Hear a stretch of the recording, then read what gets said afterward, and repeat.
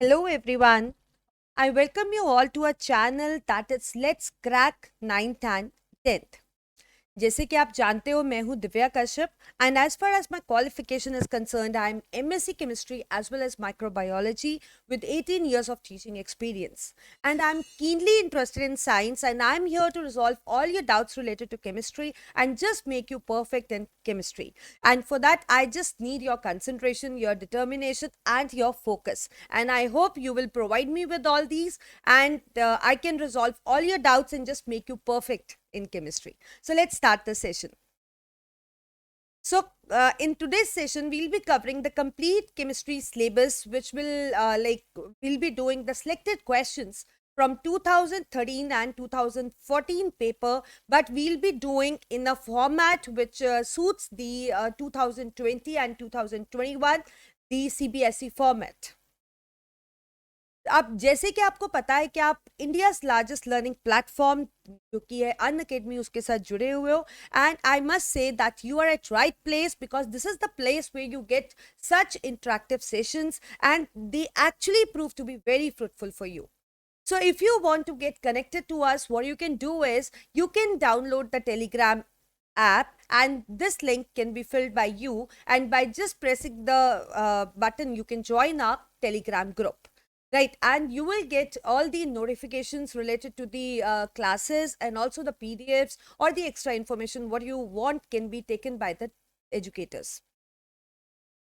अगर आप हमारे इंटरेक्टिव सेशंस लेना चाहते हैं, so what you have to do is you have to search for Unacademy Learning app, then you have to install it, and then you have to manage goal. That means you have to select your class, and then you have to select the classes which you wish to take, plus course, free course or special classes, and by just doing these simple steps you can get the interactive sessions from your favorite educator. Even you can unlock the free content with my code, which is Divya01. But for that, you have to follow some simple steps. Step number 1, you have to search the Unacademy Learning app in the Google Play Store and download. Step number 2, log in the app and select the goal. Step number 3, select the menu button which you can see at the top of the top left corner, and then select special. Then enter the invite code to unlock your free plan. So how simple is that? Similarly, you can join the Unacademy quiz, and for that you need to follow 6 steps now. Step number 1, search the Unacademy Learning app in the Google Play Store and download. Step number 2, log in the app and select goal. Step number 3, select the menu button which is on the top left corner and then select plus. Then select the label test in the tab at the bottom of the screen. And step number 5, click the option join quiz and enter the code, and just wait for your educator, host or mentor to conduct the quiz. One thing I would like to tell you that you can go for Unacademy subscription. Like if you'll go for the Unacademy subscription, you'll get lot of things. पहली चीज़ ये है कि you'll get the interactive sessions, आपको बहुत बढ़िया PDFs, आपको test sessions, आपको बहुत सी चीज़ें मिलेंगी जो कि आपको इन फ्री कोर्स में हम नहीं दे पाते हैं चाह कर भी. तो अगर आप अनअकैडमी का सब्सक्रिप्शन लेते हो तो मैं आपको सजेस्ट करूंगी कि जो आप सब्सक्रिप्शन लो वो 2 इयर्स या उससे ज़्यादा का लो, क्योंकि अगर आप 2 इयर्स या उससे ज़्यादा का सब्सक्रिप्शन लेते हो तो you get ample time period to study. And believe me, अगर आप अनअकैडमी का सब्सक्रिप्शन लेते हो तो स्टडीज से रिलेटेड आपकी कुछ भी प्रॉब्लम है वो सब रिजॉल्व हो जाएगी. एंड इवन हमारी जो आइकॉनिक सब्सक्रिप्शन है उसके अंदर तो you will get a mentor who will plan everything for you. तो स्टडीज से रिलेटेड आपका जो भी प्रॉब्लम है, आपका कॉन्सेप्ट, आपके डाउट्स, आपका स्टडी मटेरियल जो आपको चाहिए, everything you will get there. अगर आपको लगता है कि मुझसे पढ़ के आपके कॉन्सेप्ट क्लियर होते हैं, आपके डाउट्स क्लियर होते हैं, so you can join me in the special class. And daily my class is at 3 PM, and on weekends I usually take at 12 PM. Right, तो आप सैटरडे संडे मेरे साथ 12 PM पे जुड़ सकते हो, और otherwise most of the time मेरी जो स्पेशल क्लास रहती है वो 3 PM पे रहती है. And to avail the special class और to know about the special class you can follow my profile which is Divya2718 for the notification. And if you're buying the subscription, you can make use of my code, that is Divya01, to avail 10% extra discount, and this is a gift for my sweet children. So if you're really interested in the live session, if you're interested in polling, if you're interested in doubt clearance, if you're interested in concept clearance, basically it is going to be an exam booster. So you can join me in the special class, and also you can join me on Adda, where I teach biology at 1 p.m. or on Let's Crack, where I take sessions at 5 p.m. So are you ready to start the session today? तो आज के session के अंदर हम important questions करेंगे, और 2020 और 2021 का जो फॉर्मेट है हमारा सीबीएसई का, उसके फॉर्मेट में हम ये क्वेश्चंस करेंगे. But we'll be covering only chemistry, because आपको पता है ये सिर्फ केमिस्ट्री का क्लास है अभी के लिए, और केमिस्ट्री का, लेकिन हम कंप्लीट सिलेबस कवर करेंगे, सारे चैप्टर्स में से ये क्वेश्चंस करेंगे. तो स्टार्ट करते हैं. फर्स्ट क्वेश्चन है हमारे पास, balance the chemical equation and identify the type of chemical reaction. और इक्वेशन है हमारे पास H2O2 liquid, UV means light की प्रेजेंस में, arrow means forms, H2O which is in liquid state plus O2 which is in gaseous state. And you have one question in option, you can see or, and the second optional question is, write the balance equation for the following chemical reaction: barium chloride plus aluminium sulfate forming barium sulfate plus aluminium chloride. So let's start with the first question. आपको first question में इसको balance करना है. आपको पता है ये आपके पास क्या है, क्योंकि देखो आपको रिएक्टेंट्स का नाम भी पता होना चाहिए. H2O2 is hydrogen peroxide, H2O is water and O2 is oxygen gas, right? तो अभी आइडेंटिफाई अगर मैं करती हूँ तो आप देखो इसमें मेरे पास एक कंपाउंड है और जो कि अपने कॉन्स्टिट्यूएंट्स में ब्रेक हो रहा है. It is breaking into its constituents, right? So this kind of reaction is obviously called as decomposition. इसको हम क्या बुलाएंगे? डीकम्पोजिशन. क्योंकि डीकम्पोजिशन रिएक्शन वो होती है जिसके अंदर कंपाउंड अपने कॉन्स्टिट्यूएंट्स में स्प्लिट कर जाता है, अपने कॉन्स्टिट्यूएंट्स में स्प्लिट कर जाता है. और कैसे स्प्लिट करता है? या तो हीट करने से, या लाइट की प्रेजेंस में, या इलेक्ट्रिक करंट पास करने से. अब यहाँ पे जो डिकम्पोजिशन हो रहा है, बेसिकली आप यूवी देख रहे हो, लाइट की प्रेजेंस में हो रहा है. So basically we can say that this is a photo decomposition reaction. And how you're going to define it is, it is a reaction in which the compound breaks up into its constituents in presence of light. In presence of light. Second, we have to balance it. So again, it's very simple. You know how to balance the things. और आपको पता है balancing हम क्यों करते हैं? Because we obey the law of conservation of mass. अब hydrogen यहाँ पे 2 है, यहाँ पे भी 2 है, तो hydrogen is initially balanced. Oxygen आपके पास 2 है, लेकिन यहाँ पे 3 है, राइट? तो ऑड और इवन को बैलेंस करने के लिए हमेशा हम क्या करते हैं? हम hit and trial method use करते हैं. So let's make it 2. अगर हम इसको 2 बनाते हैं तो ऑक्सीजन 4 हो जाते हैं, और यहाँ पे भी हम 2 लगा देते हैं तो यहाँ के ऑक्सीजन भी 4 हो गए. आप कभी भी जैसे मैंने अभी यहाँ चेक किया कि हाइड्रोजन बैलेंस था लेकिन ऑक्सीजन बैलेंस नहीं था, ठीक है? तो ऑक्सीजन को बैलेंस करते हुए हो सकता है कि मुझसे हाइड्रोजन अनबैलेंस हो गया हो. तो इसलिए जब भी आप अपना बैलेंसिंग खत्म कर लें, फिर दोबारा से रीचेक आप जरूर करें. अब देखो यहाँ पे हाइड्रोजन आपके पास है 4 और यहाँ पे भी है 4, तो मतलब हाइड्रोजन इज बैलेंस्ड. ऑक्सीजन है 4 और यहाँ पे भी ऑक्सीजन है 4, तो that means it is a balanced chemical equation. Now second question में आपको वर्ड इक्वेशन दिया है और आपको उसको इक्वेशन की फॉर्म में लिखना है. Barium chloride is BaCl2. कैसे बना? क्योंकि बेरियम का वैलेंसी होता है 2 पॉजिटिव और क्लोरीन का होता है नेगेटिव. क्रिस क्रॉस करेंगे तो आ जाएगा BaCl2 plus aluminium sulphate. Aluminium sulphate is Al2SO4 whole thrice. कैसे बना? देखो एल्यूमिनियम का वैलेंसी होता है 3 पॉजिटिव और सल्फेट का होता है 2 नेगेटिव. क्रिस क्रॉस किया तो आपके पास ये आ गया. It forms barium sulphate. Barium sulphate is BaSO4 क्योंकि बेरियम है 2 पॉजिटिव और सल्फेट है 2 नेगेटिव, तो 2 पॉजिटिव और 2 नेगेटिव कट जाएगा. Plus aluminium chloride, and aluminium chloride is AlCl3 क्योंकि Al 3 पॉजिटिव होता है और Cl नेगेटिव होता है. Now we need to balance it. अब यहाँ एक बेरियम है, यहाँ पे एक बेरियम है, गॉट इट? यहाँ पे 2 क्लोरीन है, यहाँ पे 3 क्लोरीन है, मतलब क्लोरीन यहाँ 2 है और यहाँ पे 3 है, मतलब इसको बैलेंस करना पड़ेगा हमें. एल्यूमिनियम यहाँ पे 2 है, ओके, और यहाँ पे एल्यूमिनियम 1 है, और सल्फर यहाँ पे 3 है और वहाँ पे सल्फर 1 है. ऑक्सीजन यहाँ पे 12 है और यहाँ पे ऑक्सीजन 4 है. राइट? तो ऑलमोस्ट सब ही अनबैलेंस्ड है, तो हमें सबको ही बैलेंस करना है। तो ऑक्सीजन को हम सबसे बाद में बैलेंस करते हैं। Let's balance aluminium first. तो एल्यूमिनियम यहाँ पे 2 है, तो यहाँ पे हम 2 पुट कर देते हैं, तो एल्यूमिनियम बैलेंस हो गए। क्लोरीन को फिर से चेक कर लेते हैं। क्लोरीन यहाँ पे 2 है और यहाँ पे 6 है, तो लेट्स पुट 3 हियर। अब बेरियम 3 हो गए हैं यहाँ, तो हमें यहाँ पे भी 3 पुट करना पड़ेगा। अब दोबारा से क्रॉस चेक कर लेते हैं। बेरियम हमारे पास 3 है, बेरियम 3 है, तो मतलब बेरियम बैलेंस्ड है। अब क्लोरीन यहाँ पे 6 है और यहाँ पे भी क्लोरीन 6 है, तो मतलब क्लोरीन भी बैलेंस्ड है। एल्यूमिनियम 2 है और यहाँ पे भी 2 है, तो मतलब एल्यूमिनियम भी बैलेंस्ड है। सल्फर यहाँ पे 3 है और यहाँ पे भी 3 है, मतलब सल्फर भी बैलेंस्ड है। ऑक्सीजन यहाँ पे 12 है और यहाँ ऑक्सीजन 12 है, तो मतलब ऑक्सीजन भी बैलेंस्ड है। तो आपने देखा कैसे हिट एंड ट्रायल मेथड से आप इक्वेशन को बैलेंस कर सकते। Got it? नेक्स्ट क्वेश्चन पे चलते हैं।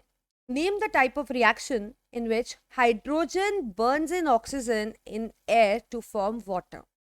हमें टाइप ऑफ रिएक्शन बताना है, तो पहले तो वर्ड इक्वेशन है, तो ऑब्वियसली केमिस्ट्री आपको पता है केमिकल इक्वेशन समझती है, तो केमिस्ट्री की लैंग्वेज में लिखते हैं hydrogen burns in oxygen and it forms water. Balance भी कर लेते हैं।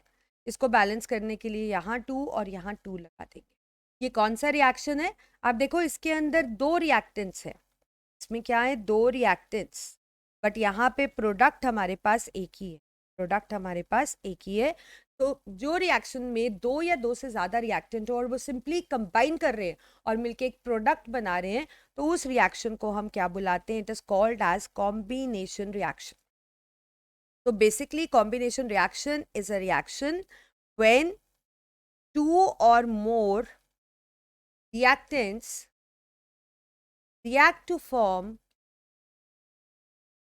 single product.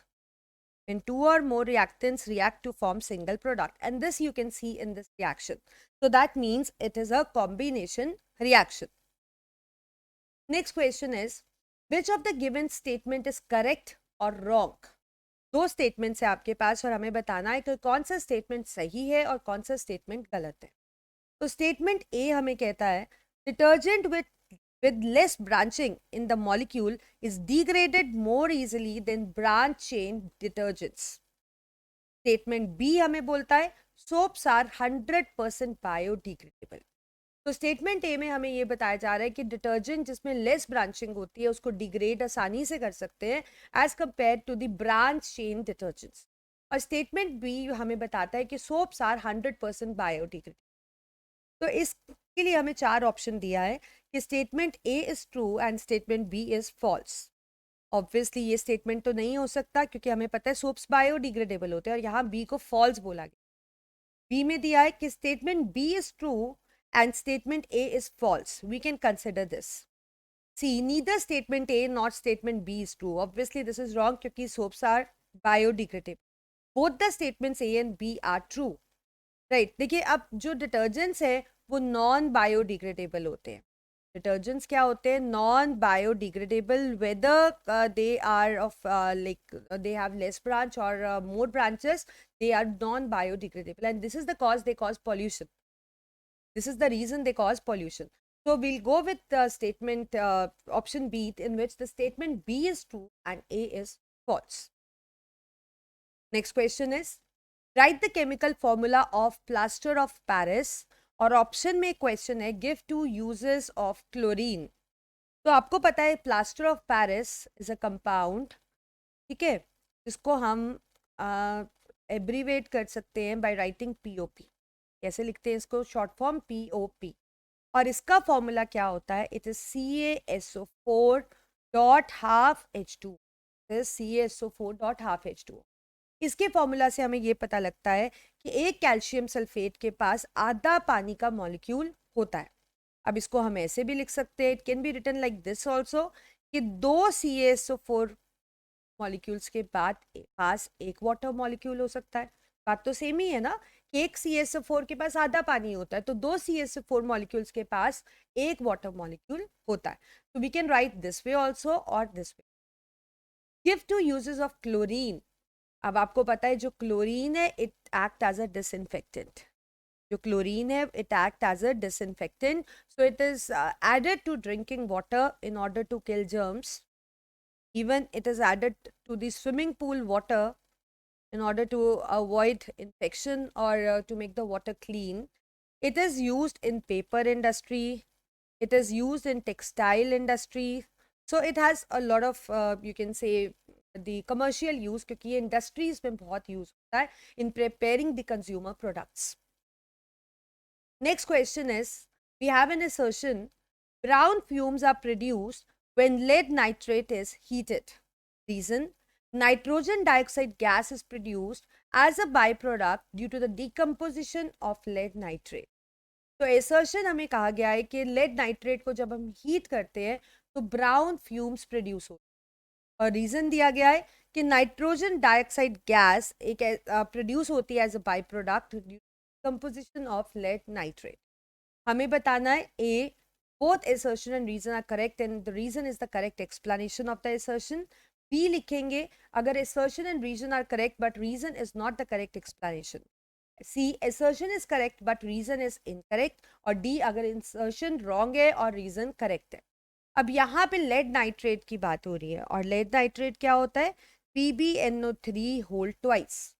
अब जब आप PbNO3 होल ट्वाइस को हीट करोगे तो हमें पता है it forms lead oxide, it forms lead oxide plus NO2 plus O2, ये बनता है इस रिएक्शन से, and it is basically photo decomposition reaction.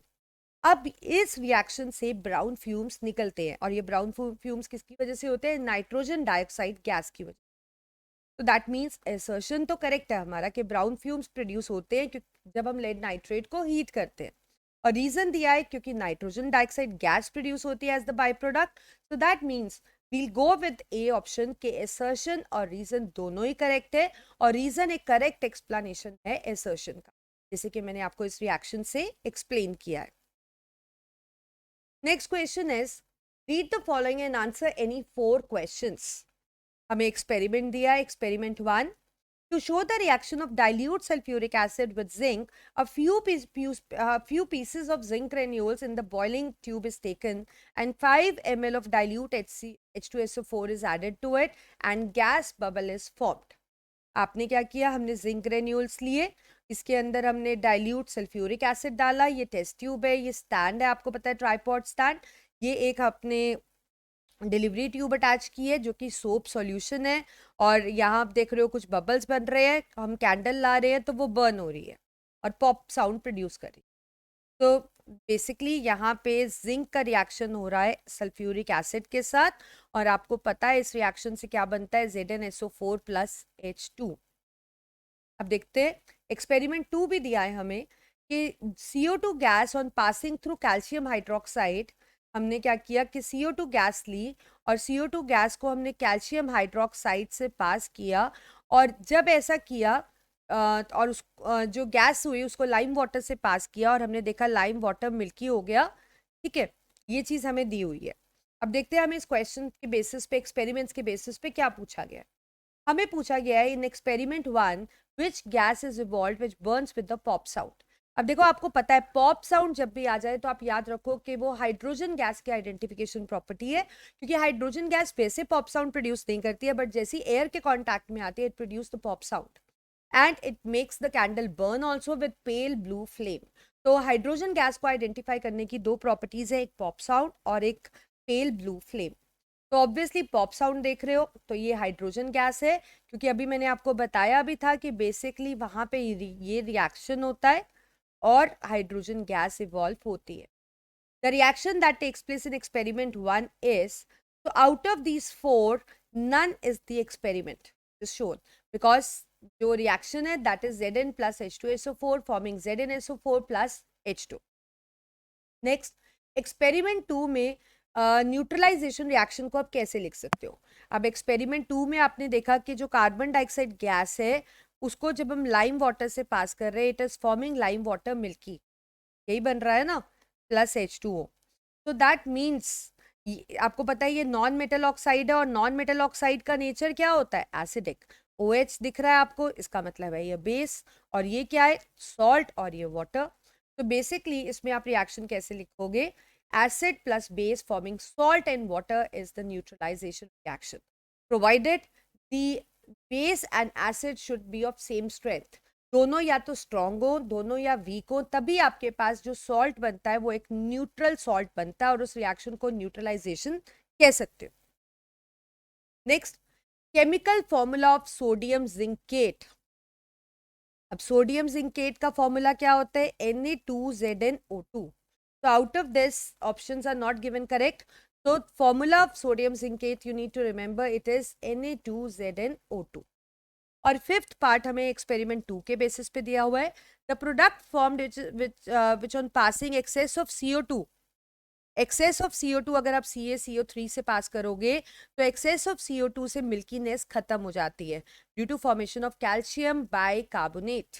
so that means this is the correct option.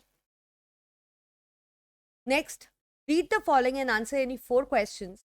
Metals have various physical properties which include metallic luster, that they have shining surfaces in their pure state. Metals की बहुत सी physical properties होती है जिसमें से एक property metallic lustre भी है कि प्योर स्टेट में जो मेटल का सरफेस है वो शाइन करता रहता है। Metal can be easily beaten into thin sheets, metals को हैमर करके हम थिन शीट्स भी बना सकते हैं। They are ductile and can drawn into wire, इनको हम हैमर करके इनको वायर में भी कन्वर्ट कर सकते हैं, and that is the reason we can convert the metal into different shapes according to our needs. Metal is a good conductor of heat and has high melting and boiling point. Metal good conductor होता है heat का और इसको melt या boil करने के लिए हमें टेम्परेचर भी ज़्यादा प्रोवाइड करना पड़ता है। अब इसके बेसिस पे हम देखते हैं हमें क्वेश्चंस कौन से गिवन है। तो पहला क्वेश्चन है, which of the following is the least reactive metal. Options are sodium, silver, copper या लेड। तो हमें बताना है इसमें से लीस्ट रिएक्टिव मेटल कौन सा है। आपको पता है मेटल की रिएक्टिविटीज हम कैसे बताते हैं, on the basis of reactivity series, on the basis of reactivity series.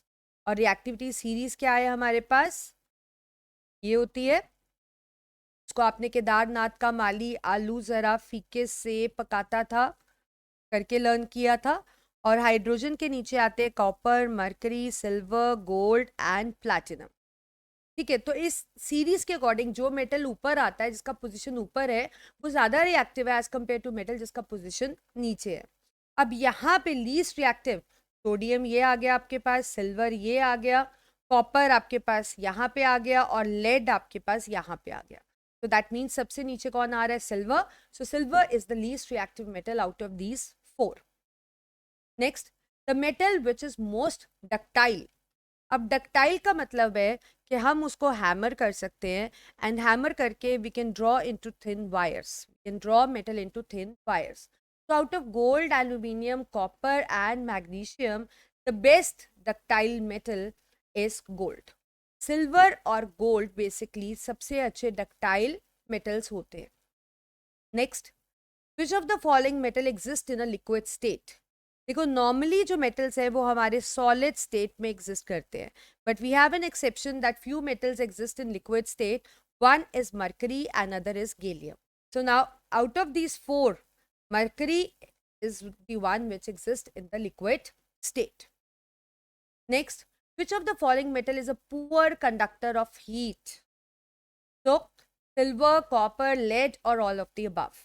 इन चारों में से मैं आपको बताना चाहूंगी सिल्वर अच्छा कंडक्टर है, कॉपर भी अच्छा कंडक्टर है, but lead is the poor conductor of heat.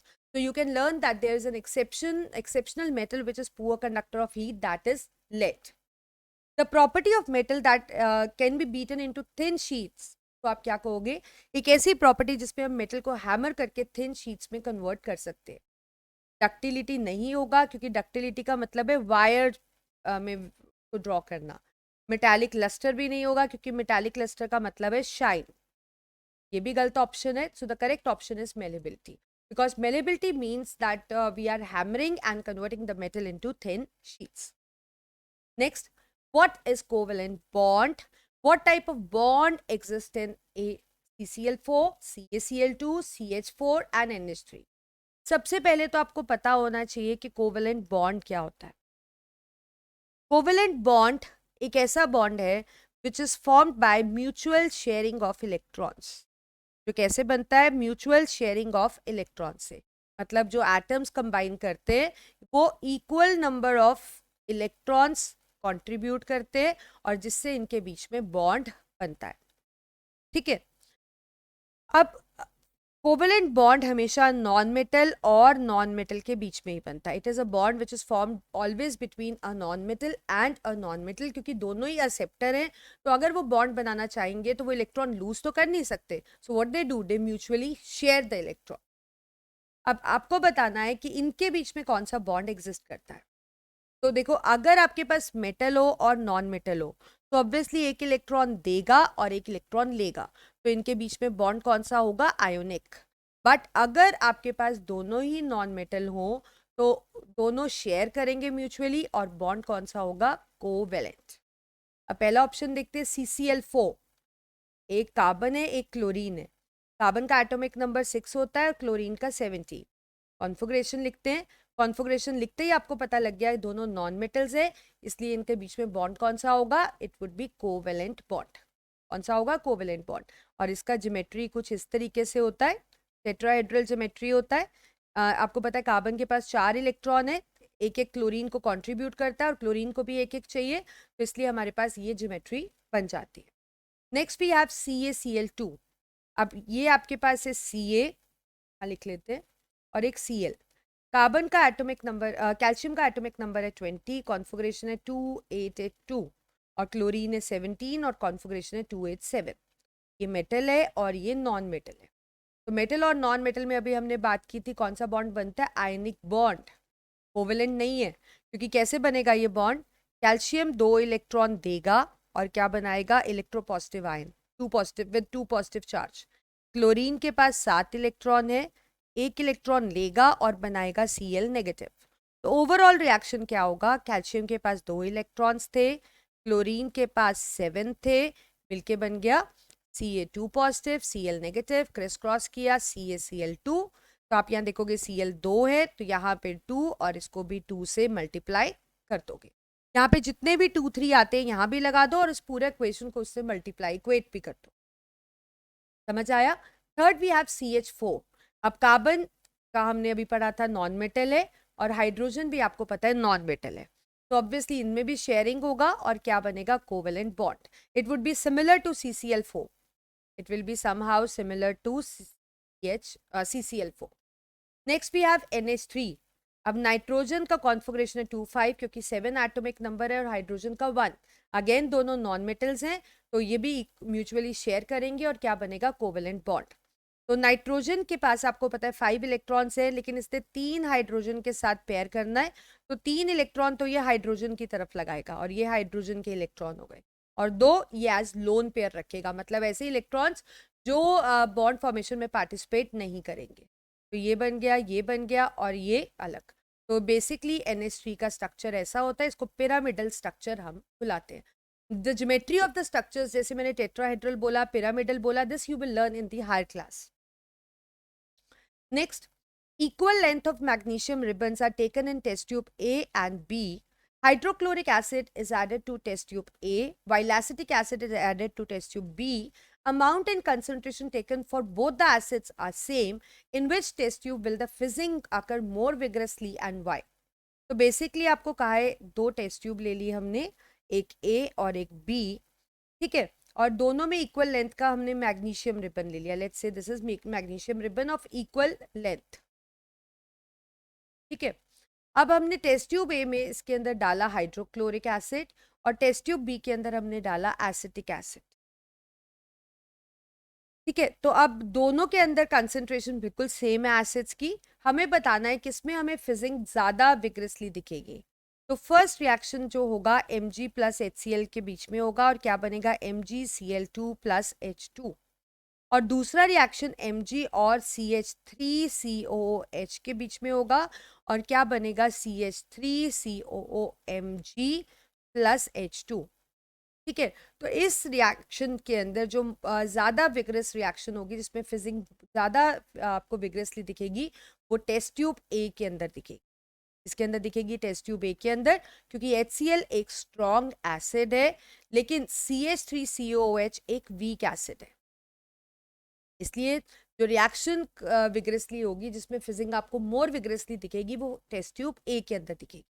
और आपको पता भी ये स्ट्रॉन्ग एसिड है तो ये कंप्लीटली आयोनाइज हो जाता है, राइट। और ये पार्शली आयोनाइज होता है।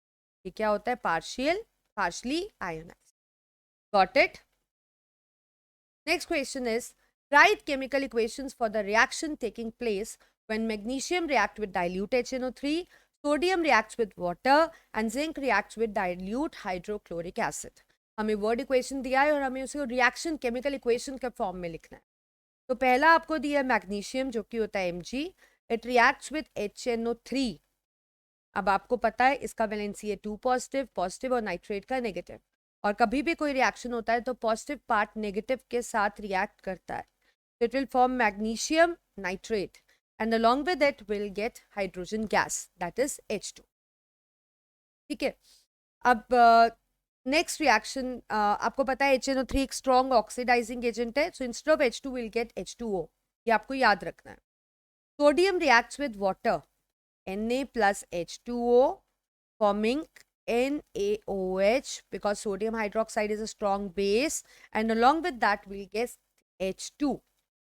Next, zinc react with dilute hydrochloric acid. Now it is 2 positive, this is negative. So what we'll get? We'll get ZnCl2 plus H2, zinc chloride plus H2। समझ आ गया किस तरीके से आप वर्ड इक्वेशंस को equations में कन्वर्ट करेंगे? Next question is, two elements A and B belong to third period of modern periodic table and are in group 2 and 13। आपको दिया है हमारे पास दो एलिमेंट है ए और बी और दोनों ही थर्ड पीरियड को बिलोंग करते हैं, बट इनका ग्रुप जो है ए का ग्रुप है 2 और इसका ग्रुप है 13। हमें इनके करेक्टरिस्टिक्स को टैबुलर फॉर्म में कंपेयर करना है। पहली चीज नंबर ऑफ इलेक्ट्रॉन्स, ऐसे लिख लेते हैं, टैबुलर फॉर्म बोला है हमें, number of electrons in their atom. अब यहां पे बोला गया है it belongs to group 2, it belongs to group 2 and period 3। तो बेसिकली 3 पीरियड का मतलब है इसमें 3 शेल की फिलिंग होगी। ग्रुप 2 है तो इसका वैलेंस इलेक्ट्रॉन कितना होगा? 2। ये भी पीरियड 3 का है तो मतलब इसमें भी 3 शेल्स होंगे। 13 ग्रुप है तो मतलब इसका वैलेंस इलेक्ट्रॉन कितना होगा? 3, क्योंकि 3 से ऊपर वालों में हम 10 प्लस करके उनका ग्रुप नंबर बताते हैं। So basically total number of electrons A के अंदर होंगे 10 and 2 12 और बी के अंदर होंगे 13। Next, size of their atom, now they belong to same period, मतलब ये ए और इसके साथ ही बी है। तो जैसे हम पीरियड में मूव करते हैं आपको पता है न्यूक्लियर चार्ज बढ़ता है, क्योंकि सेम शेल के अंदर इलेक्ट्रॉन बढ़ रहा है तो साइज डिक्रीज होता है। तो it is going to be smaller and it is going to be comparatively bigger. तो सेकंड पॉइंट भी हो गया। Third, there tendency to lose electron. अब आपको पता है tendency to lose electron depend upon ionization energy and ionization energy is inversely proportional to size. जितना बड़ा साइज उतना आयनाइजेशन एनर्जी कम, जितना छोटा साइज उतना आयनाइजेशन एनर्जी ज्यादा। तो अब बी का साइज छोटा है तो इसका मतलब इसका आयनाइजेशन एनर्जी क्या है? ज्यादा। So tendency to lose electron is comparatively less and tendency to lose electron is comparatively high because of its big size and low ionization energy।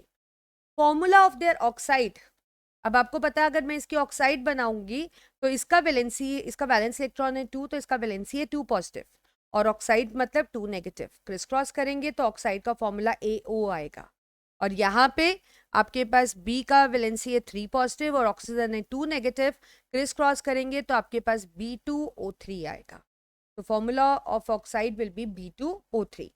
Metallic character होता है कि कौन कितनी जल्दी इलेक्ट्रॉन लूज करता है, राइट। तो बेसिकली आप कह सकते हो मेटालिक करेक्टर इज ज़्यादा होगा अगर आयनाइजेशन एनर्जी कम है, तो it is inversely proportional to ionisation. जिसका आयनाइजेशन एनर्जी कम है उसका मेटालिक करेक्टर ज़्यादा होगा। So that means A is going to be more metallic and comparatively it is going to be less metallic because of its small size and high ionization energy. Formula of their chlorides, we know their valency और chloride का valency भी पता है, तो यहाँ पे जो इसका फॉर्मूला ऑफ क्लोराइड होगा, I am writing here, it would be ACl2, और यहाँ पे आपको पता है दिस इज 3 पॉजिटिव और chloride is negative, so basically it is going to be BCl3। समझ आ गया किस तरीके से आप करोगे इसको? ऐसे क्वेश्चंस को इस तरीके से बहुत टैक्टफुली आपने करना होता है और काफी स्कोरिंग और इजी होते हैं ये। Next question is, name the gas generally liberated when acid reacts with metal. Illustrate with an example and how will you test the presence of this gas in your school lab?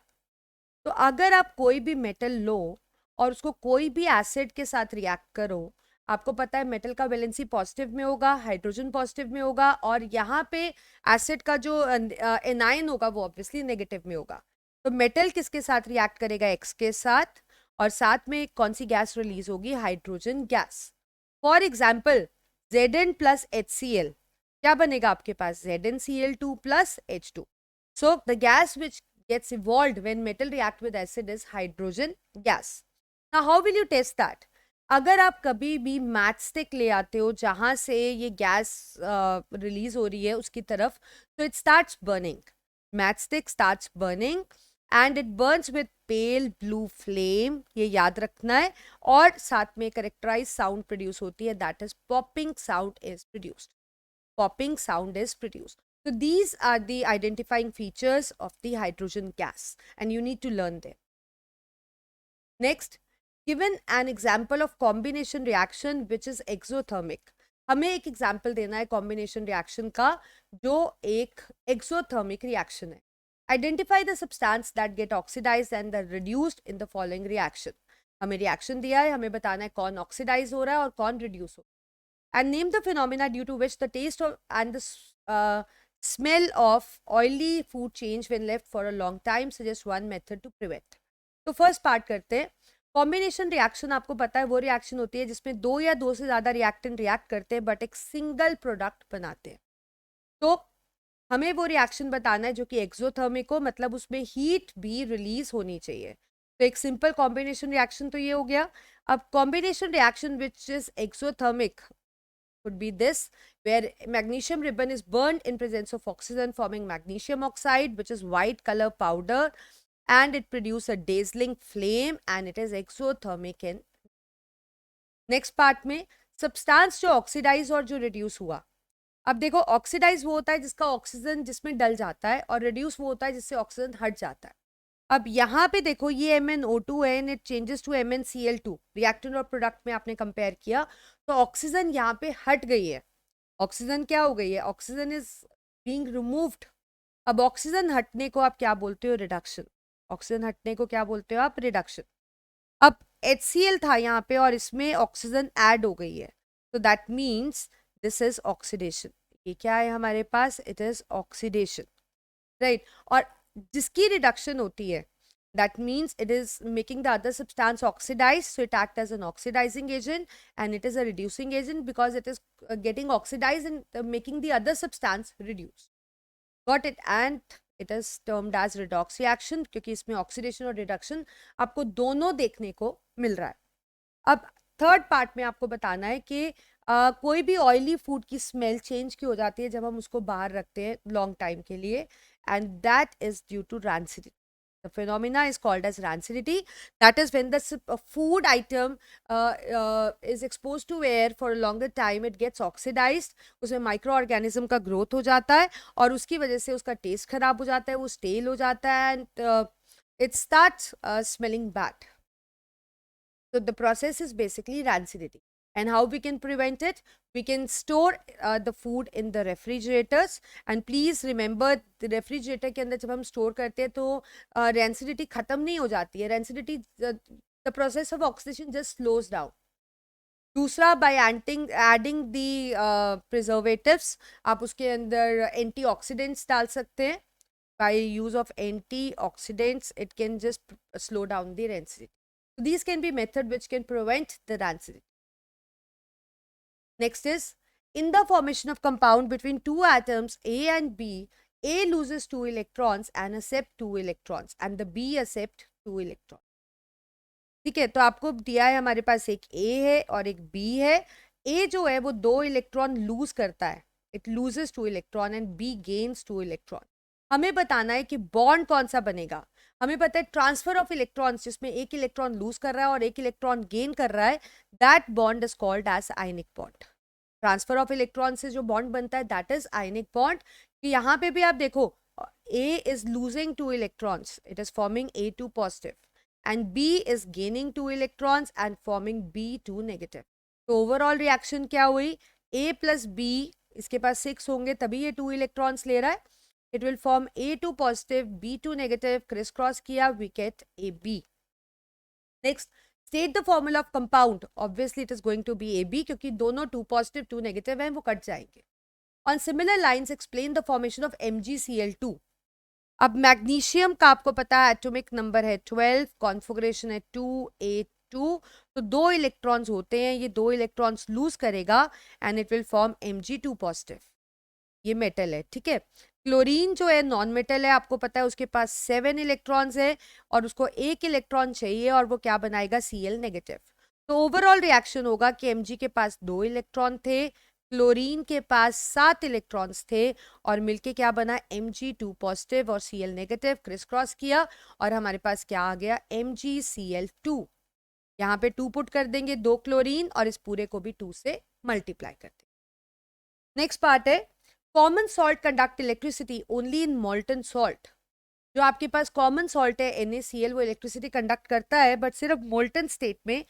The reason being, molten state के अंदर it breaks to form ions, and that is the reason these ions move and they are the carriers of electricity, and that is the reason it becomes conductive.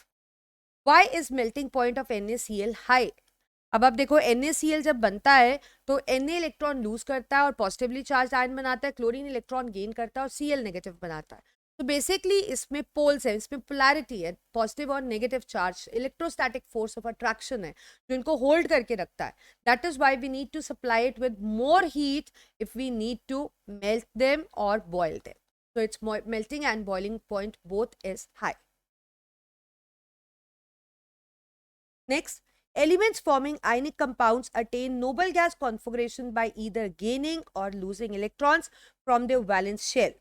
आपको बोला गया है कि ionic compounds noble gas configuration achieve करते हैं या electron लेकर या देकर अपने वैलेंस शेल के। Give the reasons why carbon can not attain the stable configuration in the similar manner. Name the type of bond formed in ionic compounds and the compound formed by carbon. Also explain why carbon compounds are generally poor conductor. अब आपको पता है ionic bond जो बनता है वो transfer of electron से बनता है। तो एक इलेक्ट्रॉन देता है, पॉजिटिव चार्ज आ जाता है और एक इलेक्ट्रॉन लेता है, नेगेटिव चार्ज आ जाता है। अब कार्बन 4 पॉजिटिव या C4 नेगेटिव नहीं बना सकता क्योंकि कार्बन का साइज छोटा है तो उसका आयनाइजेशन एनर्जी काफी हाई है और इसका इलेक्ट्रॉन एफिनिटी भी बहुत लो है, मतलब आने वाले इलेक्ट्रॉन के लिए इसमें अट्रैक्शन उतनी नहीं है, राइट। तो इस वजह से it prefer sharing, carbon prefer sharing of electrons. Got it. हमें बताना है कि कौन सा form, name the type of bond in the ionic compounds. Obviously it is ionic bond, ठीक है। और जो कार्बन कंपाउंड बनाता है उसके अंदर कौन सा बॉन्ड होता है, कोवेलेंट बॉन्ड, क्योंकि वो म्यूचुअल शेयरिंग ऑफ इलेक्ट्रॉन से बनाता है। And why they are poor conductors, the same reason, क्योंकि उसमें कोवेलेंट बॉन्ड है, उसके अंदर उतना स्ट्रॉन्ग अट्रैक्शन नहीं है, उसमें आयंस नहीं बन पाते हैं, इस वजह से it is poor conductor of electricity. क्योंकि आपको पता है कंपाउंड्स के अंदर अगर आयंस बनेंगे तभी वो इलेक्ट्रिसिटी कंडक्ट करेंगे and they will be good conductor, but अगर आयंस ही नहीं बन रहे हैं तो वो गुड कंडक्टर कैसे होगा। Next, list two observation when a student is likely to make while adding quicklime to water. Name the type of reaction and the compounds obtained. Quicklime क्या होता है, चूना, that is CaO, और उसको हमने पानी के अंदर डाला, that is water. क्या बनेगा, चूने को जब आप पानी में डालते हो what do we get? We get slaked lime, that is chemically calcium hydroxide. अब इस रिएक्शन को क्या बोलेंगे, आप देखो इसमें 2 रिएक्टेंट्स है बट इन्होंने कंबाइन होकर एक ही प्रोडक्ट बनाया है और ऐसे रिएक्शन को हम क्या बोलते हैं, we call it as combination reaction, because combination reaction is a reaction in which 2 or more reactants simply react, they add up and form a single product. Next, a student is studying the properties of acetic acid. Acetic acid, you know, is CH3COH. List two physical properties of acetic acid he observes. What happens when he add a pinch of sodium hydrogen carbonate, that is NaHCO3, to this acid, and list two observations. अब सबसे पहले तो इसकी physical property क्या होगी? पहली चीज तो ये एक एसिड है और ये एक वीक एसिड है क्योंकि ये पार्शली डिसोसिएट होता है. It gets partially dissociate, and its effect on litmus is obviously it turns blue litmus red. It turns blue litmus red because it is an acid. अब जब हम इसको सोडियम हाइड्रोजन कार्बोनेट के साथ react करेंगे, Na will replace H. It will form CH3COONA plus H2O plus CO2. So two things, liberation of CO2 gas, which turns lime water milky, and forming a basic salt. This is a basic salt. So these are the two observations that the student can predict when he react acetic acid with sodium hydrogen carbonate. तो इस तरीके से बहुत simple होता है. Formulas लिखो, equate करो, और सिर्फ आपने अपने माइंड को ओपन रखना है. सोचो ज़्यादा क्वेश्चन को, डीप में जाके सोचो. पढ़ते समय भी उतना डीपली पढ़ा करो, आंसर्स आपको अपने आप आ जाएंगे. So with this we come to an end of the session. I hope you like it. So if you like the session, just hit the like button and share the video with your friends, and don't forget to hit the bell icon for the notification. And if you haven't subscribed to our channel, that is Let's Crack CBSE 9th and 10th, then just do it now. Right. So me, Divya Kashyap, signing off. We'll meet in the next session with new more important questions. Till then, I always end my session with a tip. So again, my tip is same, that is prepare well, study hard, and make your life a habit to write and learn. Take care. Bye-bye.